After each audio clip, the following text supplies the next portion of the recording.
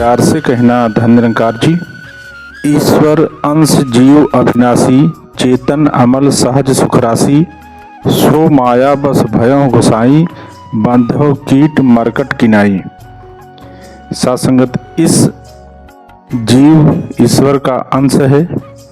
वह अविनाशी, चेतन, निर्मल और स्वभाव से ही सुख की राशि है।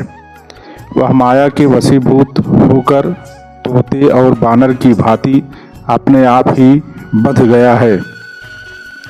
सत्संग जी, ईश्वर न तो दूर है न ही अत्यंत दुर्लभ ही है।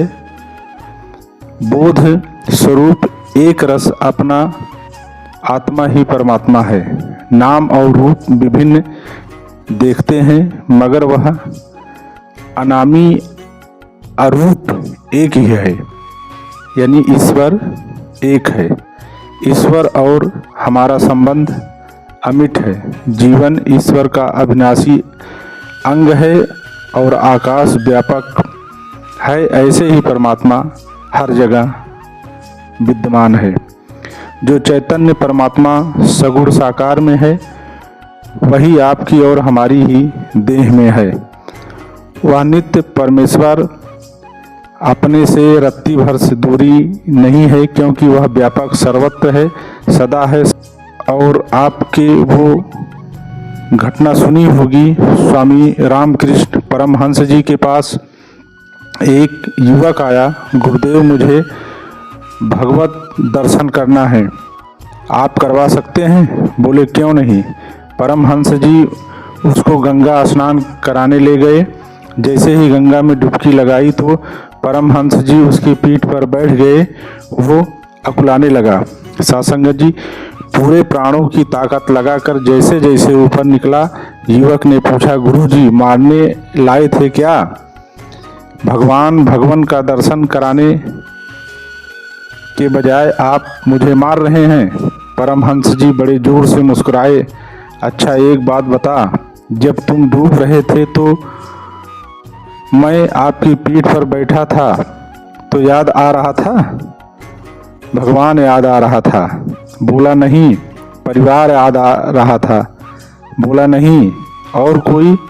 बोला कुछ नहीं, केवल इतनी चिंता थी कि सिर्फ एक सांस मिल जाए तो प्राण बच जाएं।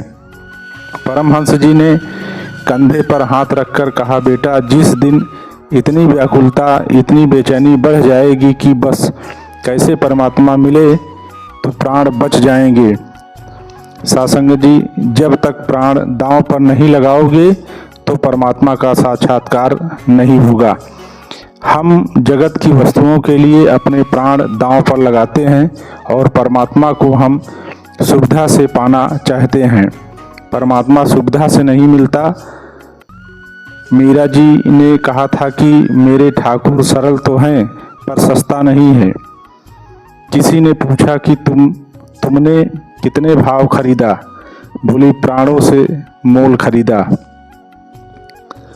सासंगत जी, जब तक प्राणों का मोल नहीं लगाओगे तब तक परमात्मा का अनुभव नहीं होगा। इसलिए अगर अनुभव करना है तो पूर्ण व्याकुलता से करो, और जिस दिन हमारी व्याकुलता बढ़ जाएगी उस दिन प्रभु के दर्शन हो जाएंगे। हम दुनियादारी से बहुत व्याकुल रहते हैं और आयु निकल जा रही है और निकलती चली जाती है। जीवन में क्या कभी हमें प्रभु के लिए बेचैनी, व्याकुलता की पीड़ा सहा है या रुलाया है? कभी प्रभु के लिए घबराहट पैदा हुई या रात को उठकर बैठे? ये व्याकुलता जब तक नहीं होगी तब तक ईश्वर की कृपा नहीं होती है। सासंगत जी, नारद जी की घटना आपने सुनी होगी। नारद जी एक बार रास्ते से जा रहे थे। एक पेड़ के नीचे एक तपस्वी तपस्या कर रहे थे। थोड़ी ही दूरी पर देखा कि एक और युवक बैठा था इमली के वृक्ष के नीचे। नारद जी दोनों के पास गए और दोनों से पूछा कि मैं भगवान के पास जा रहा हूँ, बोलो तुमको कुछ कहना है क्या? पहले वृद्ध तपस्वी ने कहा कि भगवान से कृपा इतनी पूछ लीजिएगा कि मुझे कब साक्षात्कार होंगे, कितने दिन और मुझे तपस्या पर बैठा रहना पड़ेगा। अब नारद जी ने युवक से पूछा कि भगवान को कुछ कहना सुनना हो तो बोलो। युवक बोला कि हम तो भगवान के नाम से डूबे हैं, कहना क्या। नारद जी ने फिर भी कुछ कहना है तो बताओ। युवक ने भी यही कहा कि पूछ लेना ठाकुर कब कृपा करने आएंगे। नारद जी पहुँचे भगवान के पास। दोनों का संदेश नारद जी ने भगवान को दिया।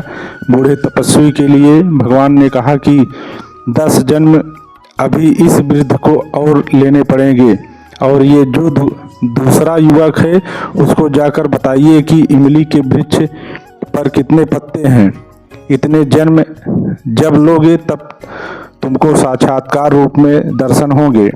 नारद जी आ गए और वृद्ध के पास पहुँचे। उनको भगवान का उत्तर बताया, अभी 10 जन्म और ऐसे ही साधना करोगे तब जाकर प्रभु की कृपा होगी। तपस्वी को लाल पीला हो गया, कंठी तोड़ दी, हाथ की माला फेंक दी, बोला हद हो गई, इतना अन्याय जगत पिता कहाँ से। मैं तपस्या करते करते वृद्धा हो गया हूँ, 10 जन्मों तक कौन प्रतीक्षा करेगा, भाड़ में जाने दो। पैर पछाड़ता हुआ दौड़कर चला गया। अब नारद जी उस युवक के पास पहुँचे। नारद जी ने उसे भी प्रभु का संदेश सुनाया, जितने इस इमली के पेड़ के पत्ते हैं उतने जन्मों तक तू ऐसे ही मेरा भजन करेगा तो कृपा होगी। इतना सुनकर वो भी युवक तो नाचने लगा। ओह, कम से कम मुझे दर्शन की गारंटी तो हो गई। इतना भाव विभोर होकर नाचने लगा कि उसी समय भगवान तुरंत प्रकट हो गए और नारद जी को एकदम आश्चर्यचकित रह गए। प्रभु, आपने तो कुछ और कहा था, मुझे तो आपने झूठा साबित कर दिया। भगवान ने कहा, नारद, इतने जन्मों के बाद इसकी जो अवस्था आने वाली थी वो आज ही आ गई। अब हम क्या करते, प्रकट होना ही पड़ा। हम तो अवस्था देखते हैं, अव्यवस्था से प्रकट नहीं होते हैं।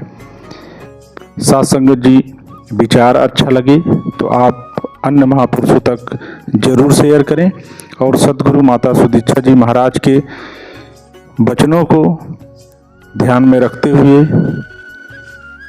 भक्ति के सही मार्ग चुनकर आप अपने जीवन को सुखमय बनाएं और अपने परिवार के साथ रहकर भक्ति करते हुए सत्संग का आनंद प्राप्त करें और सद्गुरु के साकार रूप में दर्शन कर अपने लोक और परलोक दोनों ही सुहेला करें। तो आप सभी संतों से दास विदा चाहेगा। आप सभी संतों एवं महापुरुषों को दास का प्यार भरा धन्य निरंकार जी।